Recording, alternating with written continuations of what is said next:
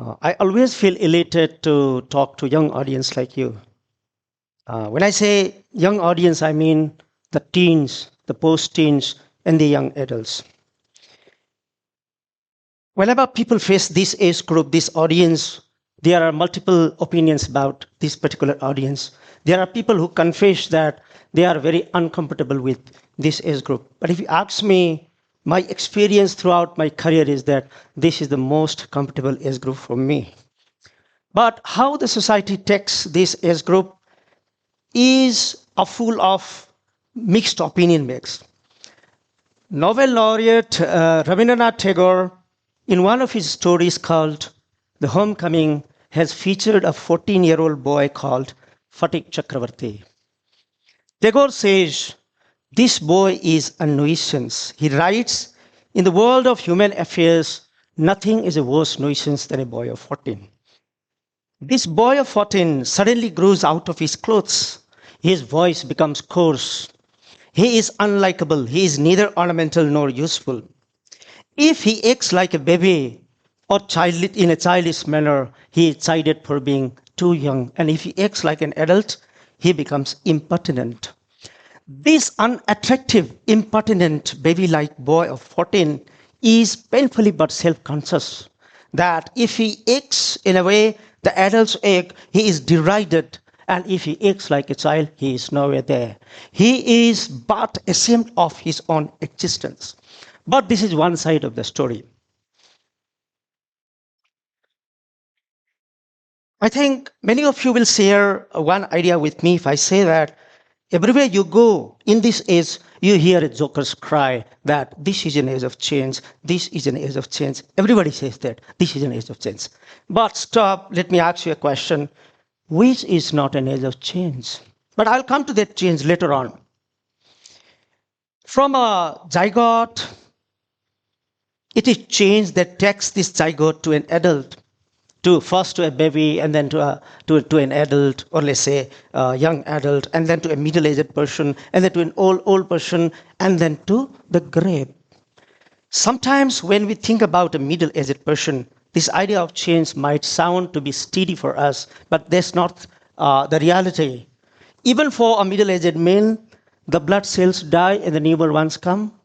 The hair color, you see, you can look at me, the hair color changes, the wrinkles appear on our so-called beautiful faces, and we have slashed neural and cranial capacities of our mind. So this change is something you cannot change, you cannot stop. As Heraclitus, a very famous Greek scholar, once said, that you cannot step into the same river twice. That is, you might think that you are crossing the same river, but by the time you come back to the river, the water that earlier touched you has flown down to the ocean, and the water that's newly touching you is new water. Therefore, change is something you cannot resist. Change is always there. So if somebody comes and says, yours is an age of change, quote me and ask them back, which is not an age of change. But we should not only think about this idea of change on physical somatic lines.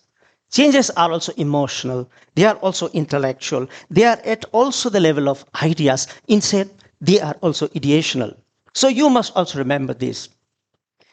Why do we talk about changes among teens and post-teens and the young adults more often? There are reasons. But before I come back to reasons, let me talk something very exciting about this age. When I look back at my own career, it was in teenage that I acquired this face. Before teen, I had a very chubby face, a very childlike face, and I never knew that I would acquire this face today. This voice quality, whatever it is that I'm using to speak with you, to address you, this quality of my voice came when I was in a teenage. I was being introduced as a poet, as a writer, a translator. This thing, the poet in me, the writer in me, the speaker in me, the professor in me, the translator in me became recognizable to me when I was in the teenage. It was in teenage, when I was in grade 8, that I got my first poem published. When I was in grade 9, my first story was published. When I was in grade 9 or 10, I was declared a child scientist. It's what you are. What is your cup of tea? Which line of career you will be following? What identifies you as an individual becomes identified in these age of teen. or post-teen, or at least not before you are as old as me. You recognize yourself when you are in this particular very interesting age. But why do people say that this is an age of change and you have to be more careful about your performance? There is a reason. When you identify your ambitions, when you know your cup of tea, when you know your goal and potential, you also become apprehensive as to how bumpy the road to your destination is. Who is going to help you, whether it is an adult, a teacher, a parent, a guardian, or whoever, you have an uncertainty about who is going to be your escort, who is going to be your guardian. And this particular question and confusion about who is going to escort you through this bumpy road towards your success is something that gives rise to your emotional insecurity. So I have written the roads to those goals are uncertain. And out of this uncertainty, this emotional insecurity comes to sometimes erode your confidence. If you go to psychologists or psychotherapists or counselors for that matter, they may give one talisman or another.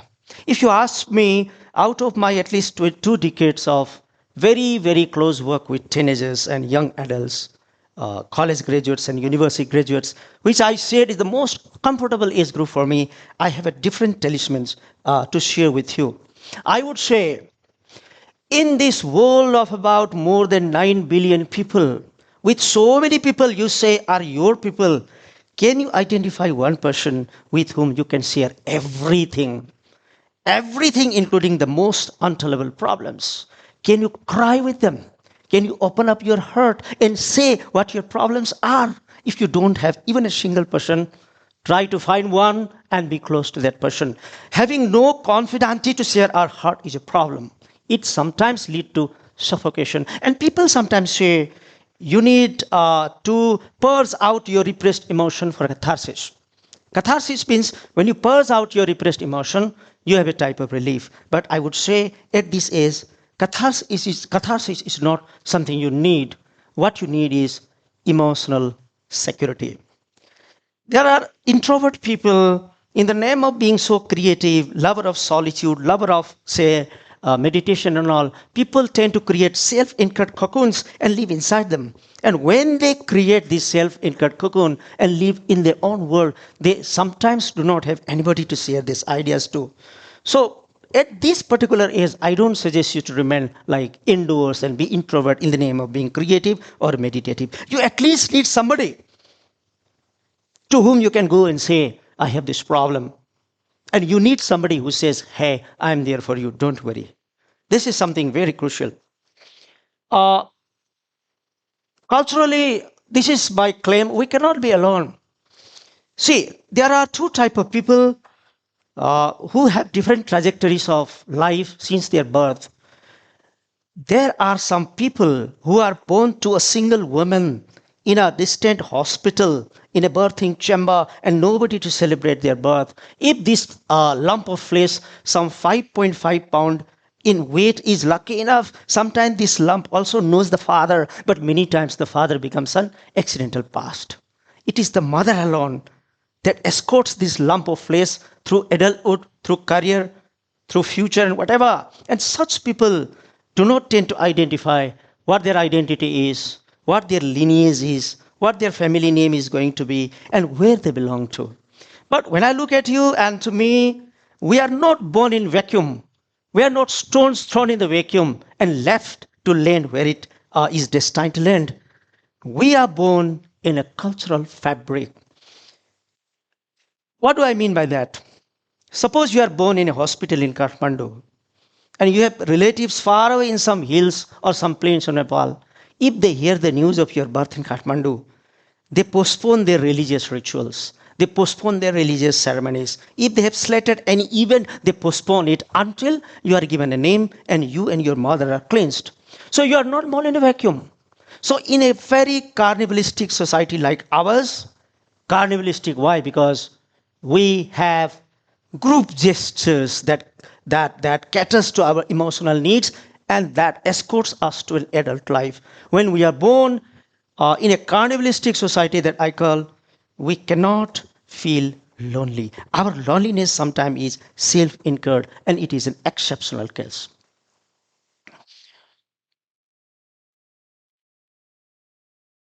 So when I say you are born in a cultural rubric, I also mean you are born in a gotra, you are born in a lineage, you have the past history to get inspiration from, and you have a story to be proud of. So in that case, I say loneliness is an exceptional thing. See, sometimes I said before that you need a companion to share your hurt.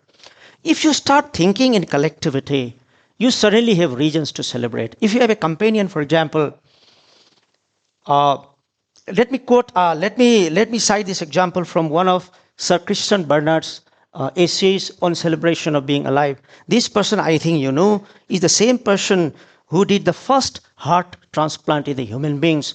This person called Christian Bernard was once in a hospital and he was down with hopelessness.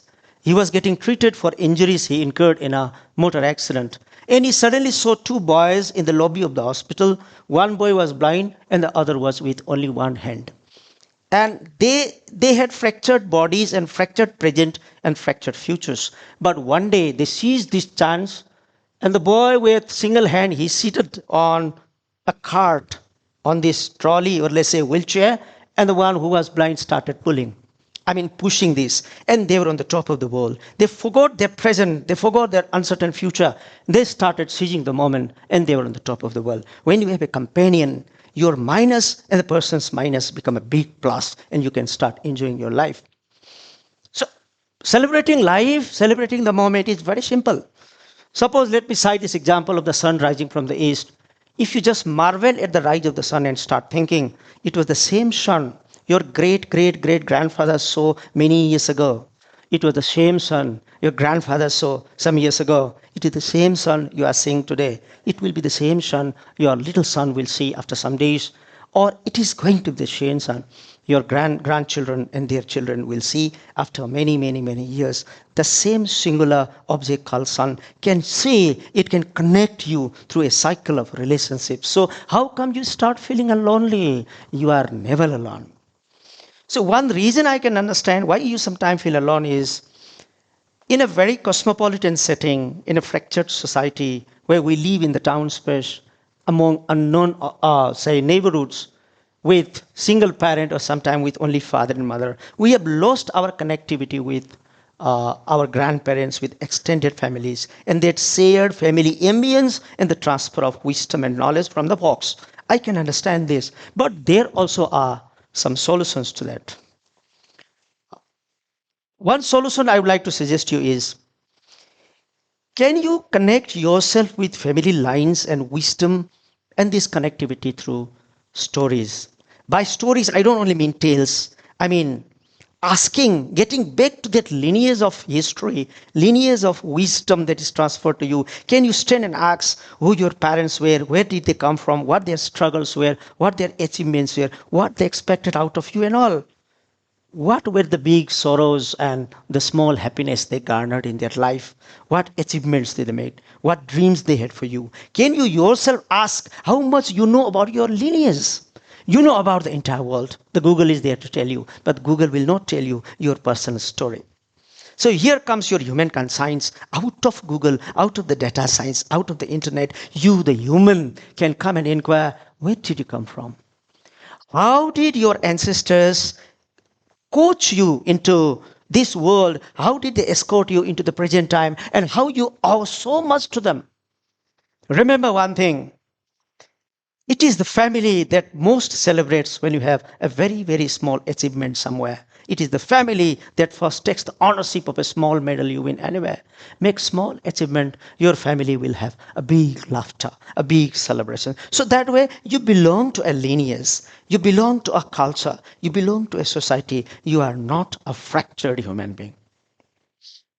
Let me tell you a story here. This crocodile was very hungry, and this turtle was basking on the sun on the sand. And this crocodile jumped out of the river, and he was happy to see the turtle, and it started grabbing the turtle. When the turtle was almost inside the jaws of this crocodile, it looked up and said, "Oh no, please spare me some 1 minute. I have a ritual to perform. And the crocodile said, you are very smart. You are trying to outwit me, and you will run away, and I will not have any food to eat. And this turtle said, sir, I am a turtle, infamous for being one of the most sluggiest animals on earth. Imagine in 2 minutes or 1 minute how far I can run. That was true. It struck the mind of this crocodile, and the crocodile set this turtle free. And he observed, you will be amazed to hear me. What did this turtle do? The turtle scratched some sand, created some pits and craters. It scattered some sand here and there, and it started rolling over the sand. And by the end of this maze, it came and said, sir, now you can eat me. I'm at your disposal. And this surprised crocodile started asking, you did nothing. Why did you ask this freedom from me? You did nothing practically. You did nothing significant. And this person said, sir, I know you will eat my flesh, but you will not eat my scales. The scales will be there, the bones will be there, and the claws will be there. And one day, if any other turtle comes this way, the turtle will see them and recognize them. And that moment, my turtle should not think I was a lame person, a coward, a weak person who surrendered before the jaws of this crocodile. That person should think at least that I fought for my life. I struggled. I was not a coward. I fought, and I died like a martyr. You can clap for this. I died as a martyr. This is the story that we, as members of a lineage, a member of a gotra, a member of a connected family fabric, should leave behind. Means know of origin, the past, the migration, the struggle, the present landing of your family, and what your ancestors, what your family expects out of your existence. So this is my suggestion to you. Why I'm saying this is because over the past 20 years or so, as a motivator, as a teacher, as a guardian, I've worked with teens of various backgrounds who have very low esteem. Sometimes they feel very low. They almost have left their academics. They have run away from the institutions. They have misunderstandings with the family. And I'm happy that many of them have been restored, back to the track of life. So conclusion is, break your self-incurred cocoons. This self-incurred loneliness that you have cultivated, you must break that. Reclaim your stories. Do not say, I don't know anything about my family. That is unbecoming of you.